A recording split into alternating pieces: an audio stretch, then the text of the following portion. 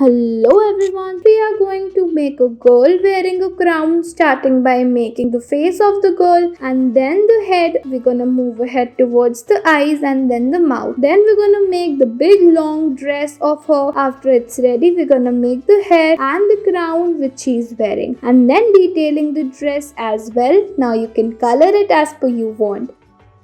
Next, we're going to draw a scenery starting by making the structure of the house. We're going to make chimney, windows and the doors. Next, we're going to make the pathways, and at the sky, we're going to make a smiling sun. And then we're going to color it by using different color combinations, as well as we are going to make some trees by using these crayons. And your scenery is completed.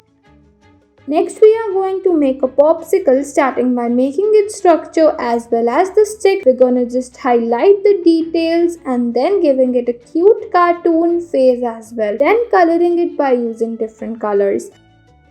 Next, we are going to make a scenery starting by making a house, and then we're gonna make the door, windows and chimney, and beside the house we're gonna draw a bunch of trees also. After it's ready, we're gonna draw pathways, and then by using crayons or oil pastels, whichever you want, we're gonna make a rainbow as well in the sky, and your drawing is ready.